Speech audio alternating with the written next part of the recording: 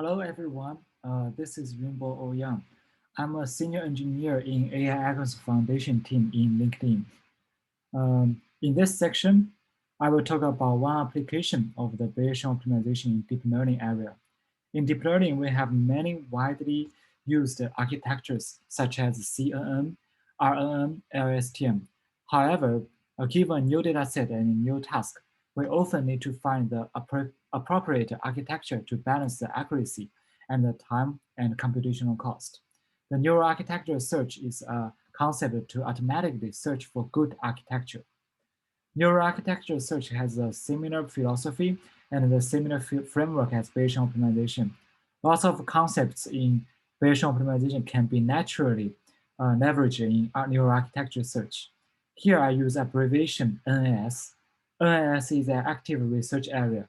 Million papers published in this area each year. I don't have time to cover all of the details, but will provide a high-level summary.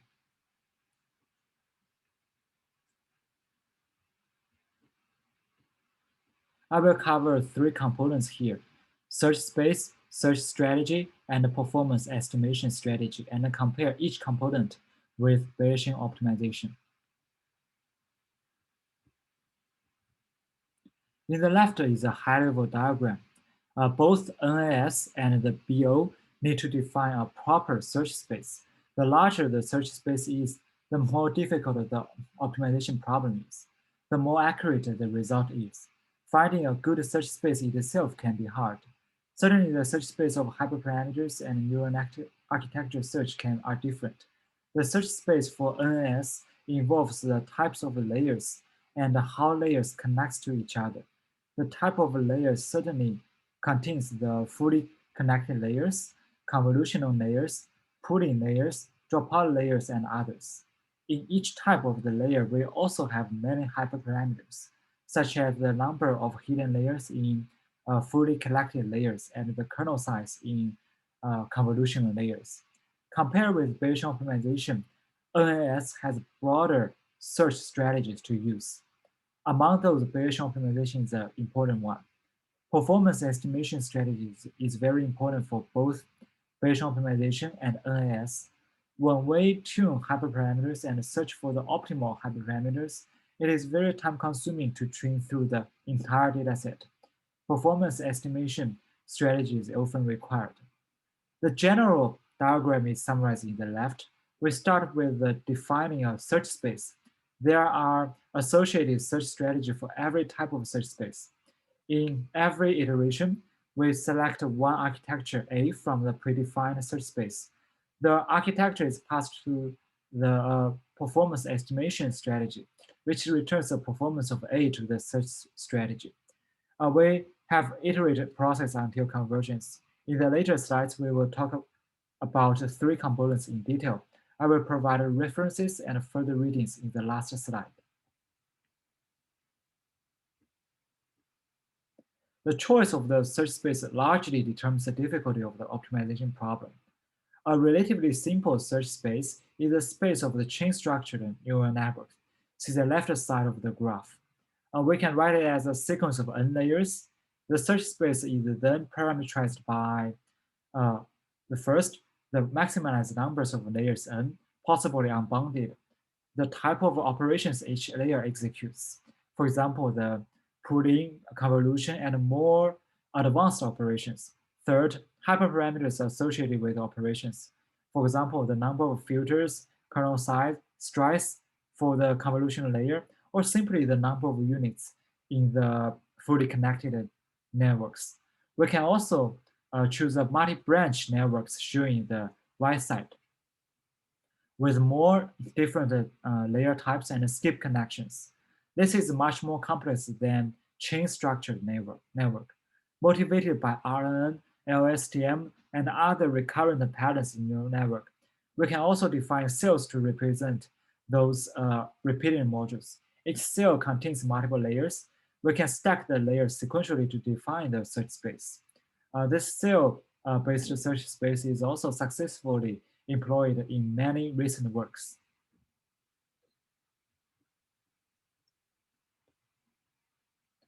There are many search strategies available in neural architecture search, including random search, Bayesian optimization, evolutionary methods, reinforcement learning, gradient-based methods.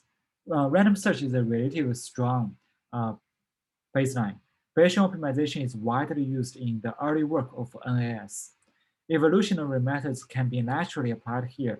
We will adaptively choose the appropriate architecture while mutating some elements of the architecture. Reinforcement learning can be naturally applied as well.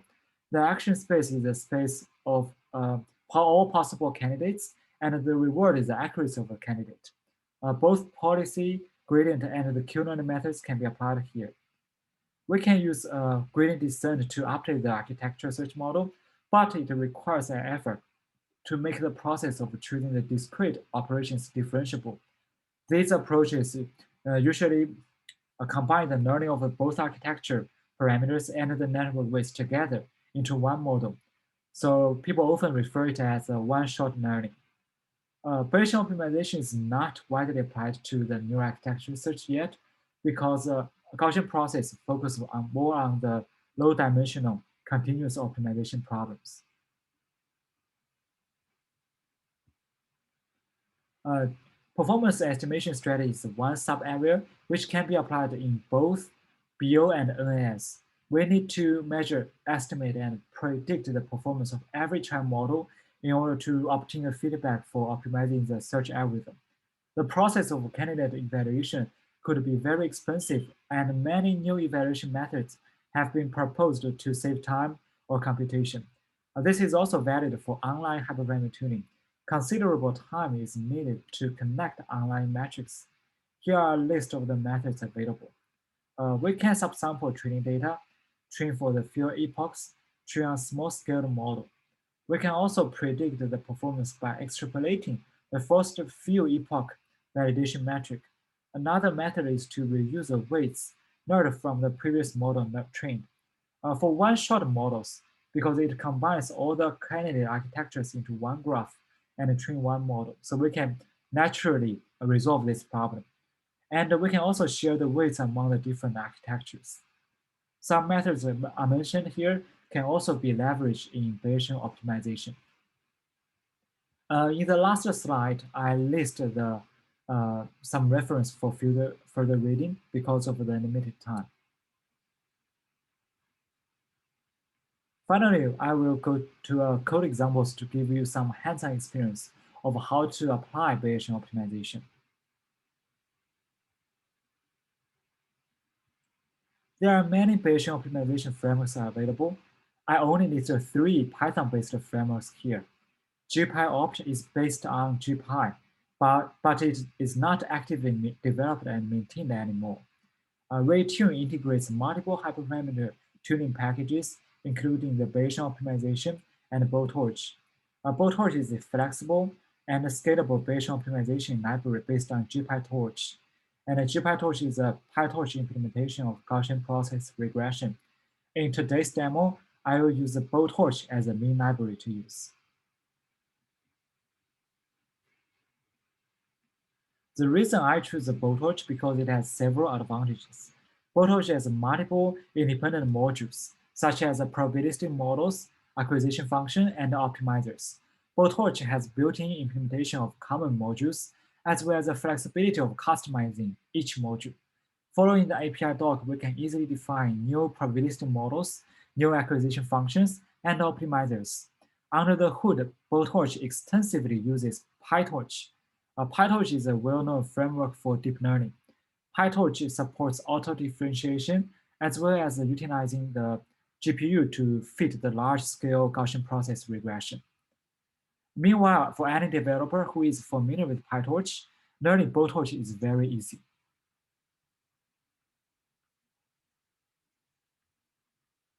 In the following slide, we'll go through the different modules. In the end of this section, I'll use the Jupyter Notebook to illustrate one example. First, we look at different native probabilistic models in blowtorch. The simplest model in blowtorch is called a single task GP. This model contains two tensors as input. The first tensor contains the features. In the example, we have the two-dimensional 20 by 2 tensor, as input, which has a 20 two-dimensional samples. The second tensor contains responses. In the above example, the response is a one-dimensional tensor, but we can extend it to the two-dimensional tensor. And in this case, the response will be used independently. The relationship between the responses and the features that the train Y is a summation of the sign values of the first feature and the second feature. As I said, we can also group the multiple responses in the train Y. In this case, we can, for example, have the three different responses. In this case, all the three tasks will be modeled independently. If we have the noise specification, we can use fixed noise GP. The second model here, the major difference is that this model and between the fixed noise GP and the single task GP is that we can add a noise specification of the response. If we have the reliable noise estimation for every observation, we can use this model. In the above example, we can add one more tensor to it. The train Y var should have the same shape as a train Y.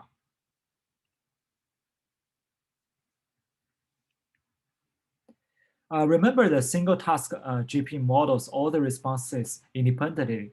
Besides single task GP, we also have the multitask GP. The difference is that the multitask GP models all responses jointly. This model considers the correlation between the different responses. Theoretically, we use ICM kernel, the intrinsic co-regionalization model. I omit the introduction of the ICM kernel here since we have introduced it before.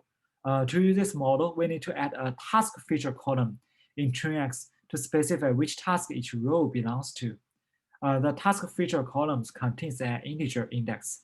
In the above examples, x1 and x2 are two-dimensional tensors. Each of them has a shape 10 and 2. These are features for the two tasks. And I1 is a 0 tensor, 10 by 1 tensor, and I2 is a 1 tensor, the 20 by 1 tensor. These two will be used in the index, which attached to the last column in the TrainX. And then we need to specify the task feature index, which is the last one. So therefore, we use a -1 here. After specifying the model, we fit the model using the Gaussian process regression. The fitting contains two steps.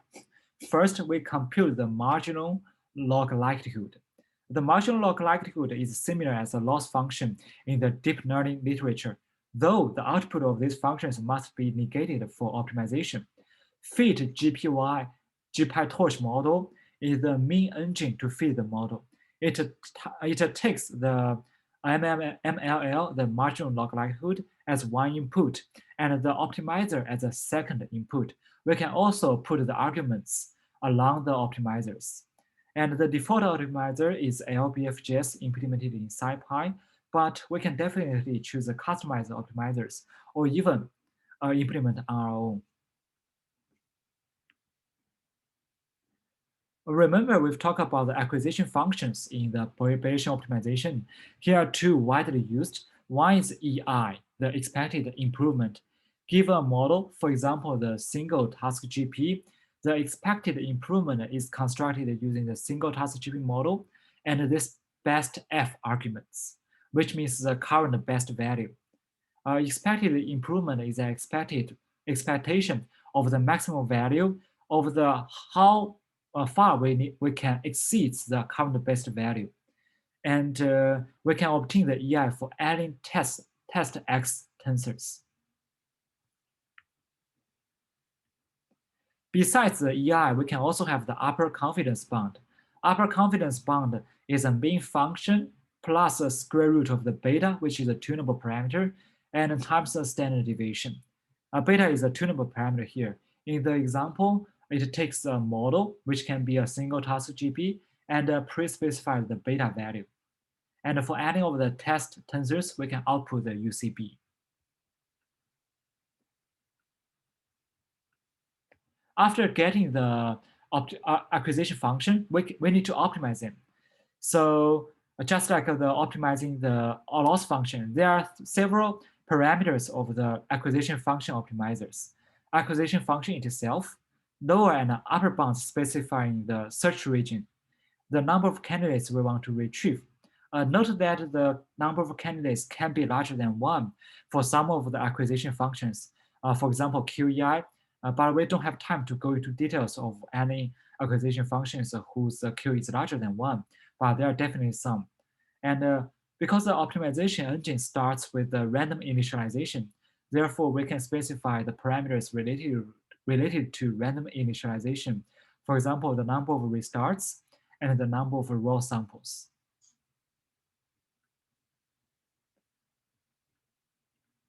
Finally, we'll go through an end-to-end example. I will switch to a Jupyter notebook and I pasted the code snippet here for reference. The prerequisite is to first install the PyTorch. So let's go to the code example in the Jupyter notebook.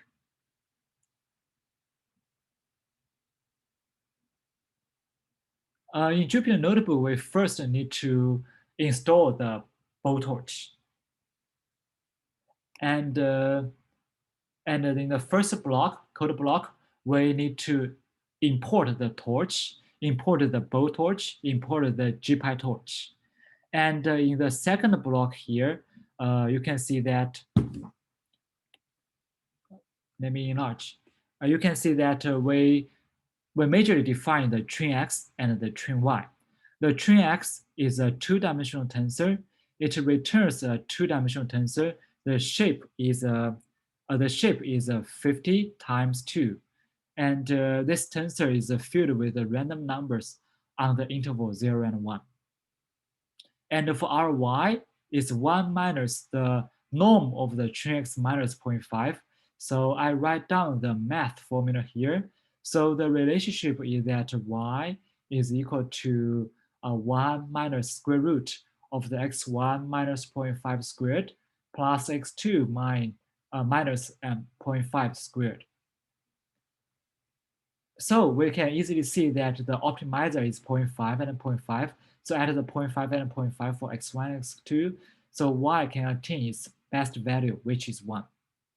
And for this kind of smooth function, we need to add some noise. The noise is that Gaussian noise, which is a Gaussian distribution with a mean 0, and the variance is 0.01.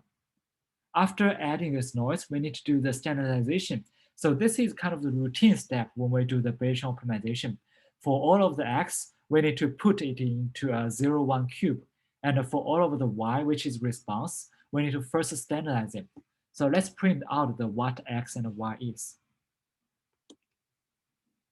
So here you go. The train x is a 50 by 2 tensor, so which is a random points in the 0, 1 cube. And for y is standardized so that we have both the positive value as well as a negative value. And in the third step, we'll fit the GP. So we can see that we first construct the GP model. This GP model, which takes the train X as one tensor and the train Y as another tensor. So which output a model single task GP model object. And then we'll get the marginal likelihood, which we use the exact marginal log likelihood function. So we can get an MLL object. And we call the optimizer is a fit GPyTorch model. After this step, we get the kernel hyperparameters optimized. Then in the next step, we'll do the acquisition function calculation and find the optimizer point. So here we use the upper confidence bound as a one acquisition function, and we choose beta as 1.0, which is UCB is a mean function plus the square root of 1, which is 1 times the standard deviation. After we get this UCB object, and then we will optimize this acquisition function. So remember, we talk about several arguments in this optimized ACQF, UCB. We have the UCB. We have the bounds. We have also the number of the candidates. In this case, we need to choose one because the UCB only output one candidate. And we restart one time for the random initialization, and we draw the 100 samples. So here we go. We can see that the optimizer outputs the candidates 0.54 and 0.52, which is close to our optimizer. So in this case, we can see that we are good in the function fitting and the acquisition function optimizing. So our solution is close to 0.5 and 0.5. So this ends this section. So next we'll move on to the next section.